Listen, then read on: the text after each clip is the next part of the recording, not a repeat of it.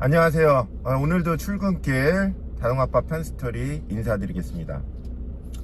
오늘 주제는 편의점의 수익률과 수익률이라는 좀 범위가 넓으니까요.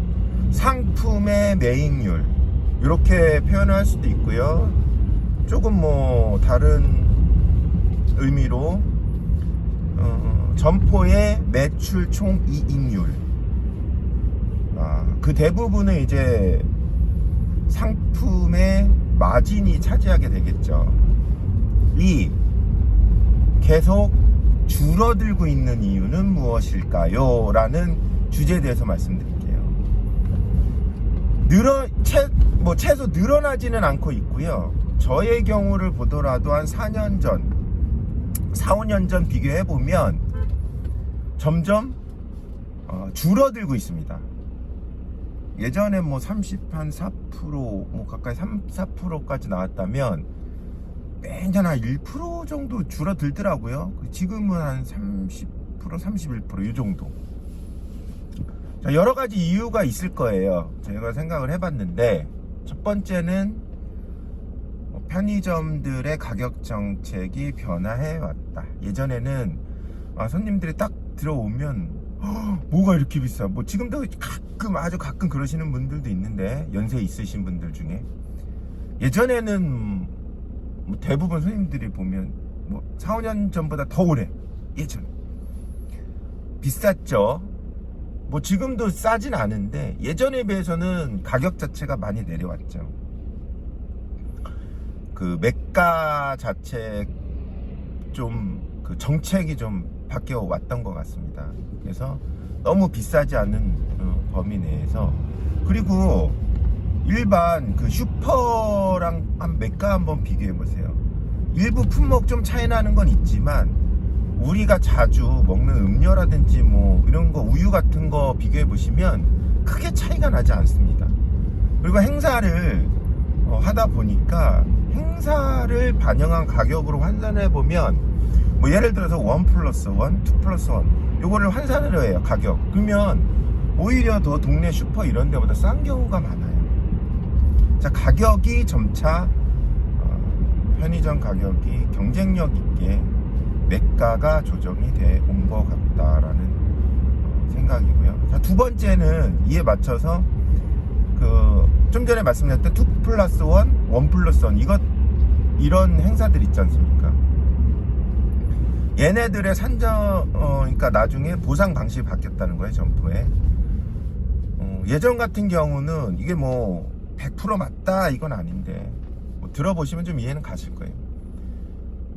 그 행사가 걸리잖아요. 그러면 그 일정 기간을 정해서 원가를 DC해주는 방법을 썼어요. 원가 DC는 뭐냐? 뭐 예를 들어서 뭐 칠성사에다가 400원이다 매입 원가가. 근데 행사가 뭐 2+1이 걸렸다 하면 뭐 300원, 뭐 320원 이렇게 다운을 시켜주는 거예요. 그래서 그것만큼 보상을 해주는 건데, 그게 이제 점포에서는 메뉴를 올리는데 좋은 아이템인 게 뭔 게, 인기 품목 같은 경우는 그 기간 동안에 매입을 많이 해놔요. 그리고 행사가 끝나잖아요. 그러면은 그 매입 인하해줬던 그 기간에 받아놨던 거를 나중에 팔게 되면 그 차익분이 점포의 수익으로 돌아오는 거예요. 그런 식으로 쟁겨놓는다고 하죠. 쟁겨놓고 나중에 판매하고. 근데 이게 본사에서 어떻게 지금 바뀌고 있냐? 많이 바꿔왔고 일부 좀 더 바뀌고 있는데, 재고 차감 방식을 사용합니다. 그러니까 뭐냐 하면 2+1을 주잖아요. 그러면은 그 한 개씩 증정했던 거를 나중에 매입에서 차감을 해주는 방식. 10개 뭐 증정을 10개를 뭐 증정이 그 점포에 10개가 찍혔다, 하늘보리 2+1 행사로. 그러면 나중에 10개를 차감을 해줘요, 재고로.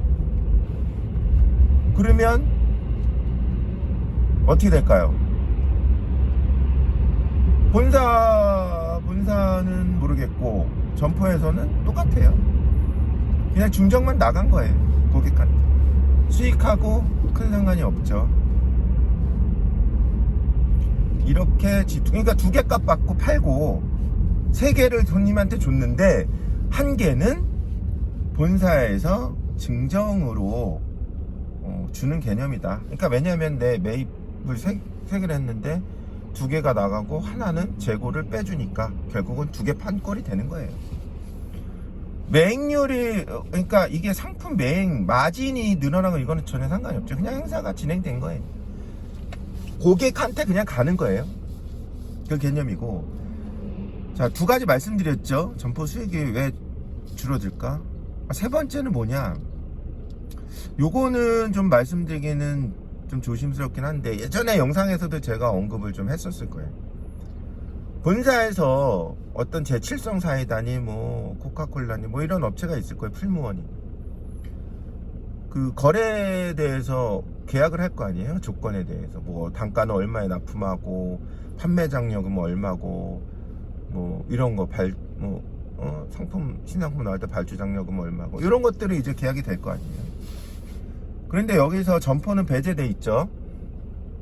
그럼 본사랑 그 해당 제조 상품 공급 업체랑 계약을 할 거 아니에요. 근데 매입 단가는 뭐 어차피 우리가 매입을 하니까 공개돼 있죠, 우리한테. 그러면은 판매 장려금 공개돼 있을까요? 100%?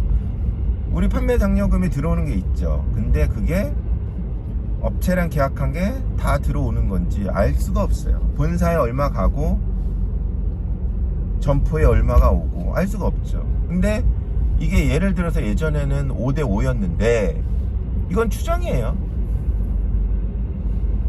본사도 손익을 개선을 해야 되잖아요. 수익을. 그러면 어떻게 할 가능성이 높을까요? 본사의 그 판매 장려금이라든지 각종 장려금 배분율을 더 율을 높이겠죠. 그리고 점포에는 뭐 예를 들어 뭐 자기네가 본사가 6을 갖고 점포를 4를 배분하고 뭐 매년 이런 식으로 조금씩 조정을 해 올 수 있지 않았을까요? 근데 점포에서는 뭐 총 얼마인데 얼마가 배분돼 이거 알 수가 없잖아요. 그건 본사에서 하는 거니까. 그 가능성도 굉장히 높죠. 이거는 좋아질 수는 없어요. 점포에. 왜냐? 회사도 자기네들 수익을 매년 높이려고 노력을 하잖아요. 그러면은 당연히 어디서 뺏어와야 될 거 아니에요. 이런 문제도 좀 있다. 자, 그리고 또 한 가지, 한 4번째, 여기 3번째죠. 4번째, 고객들의 소비 패턴이나 우리가 상품 팔림새에 그 구색이 변화하고 있다. 예를 들어서 한 가지 대표적인 사례를 말씀드릴게요. 요새 아이스크림 할인점이 많이 생겼잖아. 아할이라고 하는데 예전에는 편의점에서 얘네들이 많이 없을 때만 해도 아이스크림이 많이 팔렸어요. 생각보다. 왜냐면 2+1, 1+1도 하고 그러기 때문에 얘네들이 마진이 굉장히 높아요. 한 60% 되잖아요.